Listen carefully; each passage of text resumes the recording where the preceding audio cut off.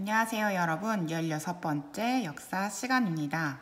이번 시간에는 저번 시간에 이어서 신라의 골품제 그리고 한반도의 주도권을 장악했던 신라가 세운 6세기의 비석들에 대해서 알아보겠습니다. 그리고 세 번째로는 대가야에 대해서 배우도록 하겠습니다. 우선 골품제에 대한 내용부터 시작을 해볼게요. 골품제는 교과서 52페이지 하단 부분에 자세하게 설명이 되어 있습니다. 우선 골품제라는 건요, 신라시대의 신분제도라고 이해하면 돼요.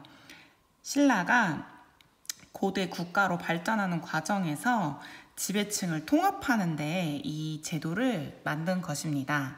신라가 이렇게 서로 주도권을 잡고 있던 작은 소국들이 있었다고 가정해 볼게요. 그럼 이 가정한 소국들에서 지배자가 한 명씩 있었을 거예요.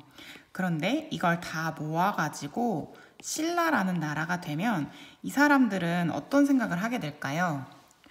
나는 이 소국에서는 가장 높은 지위를 갖고 있던 사람이었는데 신라에 속하게 되면서 나는 그냥 평범한 일반 백성이 돼버렸어. 그러면 불만이 생길 수 있겠죠. 그래서 신라는 원래 이렇게 힘을 가지고 있었던 사람들에게 일반 사람들과는 다른 새로운 신분을 주게 되는 겁니다. 그래서 이러한 신분 제도가 나타나게 되고 그들이 원래 가지고 있던 이 소국에서의 위치에 따라 그 지위를 만들어준 게 바로 골품제입니다. 권력이 조금 약했던 사람은 1두품에 자기를 주었고 그 다음은 2두품, 3두품, 4두품, 5두품, 6두품 이렇게 두품이 점점 올라가면 올라갈수록 더 권한이 강한 거라고 볼 수 있겠어요. 그런데 이 골품제는 6개의 품계와 진골 그리고 성골이라고 하는 2개의 골, 이 골이 2개가 있고 품이 6개가 있어서 골품 제도라고 합니다.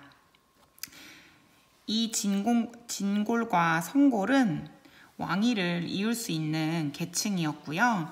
1두품에서 6두품까지의 이 신분을 가지고 있었던 사람들은 이 신분에 따라서 집의 규모라던가 그리고 내가 쓸 수 있는 옷의 옷감의 종류 그리고 일상생활에서 하는 품행까지 다 이 2품에서 정해졌어요.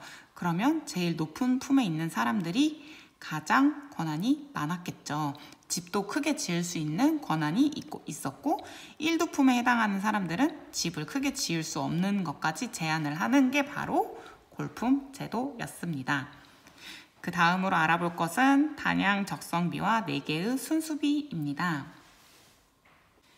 이 비석에 대한 내용들은 교과서 53페이지 주제 탐구에 지도의 위치와 함께 나와 있습니다. 이 부분을 참고하면서 들어주세요. 첫 번째, 단양 적성비입니다. 교과서 같이 한번 보도록 할게요. 교과서에 여기 바로 단양 적성비. 단양 적성비는 국보 제198호입니다. 신라 진흥왕 때 고구려 영토였던 적성 지역을 점령한 것을 기념하면서 세운 게 바로 이 단양 적성비예요. 원래는 고구려 지역이었던 이 지역을 차지하게 되는데 적성 출신의 야이차라는 사람이 도움을 줍니다. 그래서 그 내용을 포상하고 그리고 적성 지역에 원래 살던 고구려 주민들을 위로하기 위해서 단양 적성비를 세웠다고 해요. 그리고 알아볼 것은 4개의 순수비입니다. 이 순수비는 진흥왕이 직접 그 영토를 돌아다니면서 보고 그걸 기념해서 세운 것이 바로 순수비입니다. 자, 북한산비. 북한산비는 국호 제3호로 진흥왕이 세운 순수비입니다. 지금은 국립중앙박물관에서 이거를 가지고 있어요. 그리고 원래 있었던 이 지역에는 가짜를 만들어서 그 지역에 그대로 두었습니다. 이 북한산비는 김정희가 기록한 사실에 의해서 이제 세상에 알려지기 시작한 비석으로 되게 유명한 비석이에요. 자, 그 다음에는 창녕비를 보도록 할게요. 이 창녕비는 국보 제33호로 지정되어 있습니다. 경상남도 창녕에 있고요. 이것도 진흥왕 때의 순수비라고 할 수 있습니다. 그 다음에는 황초령비와 마온령비가 여기 위쪽에 자리하고 있죠. 이 두 개의 비석은 지금 북한 지역에 있습니다. 그래서 북한의 국보로 지정되어 있습니다. 자, 이렇게 보면 단양 적성비와 4개의 순수비까지의 이야기를 해봤고요. 그 다음은 대가야의 이야기를 해보도록 할게요.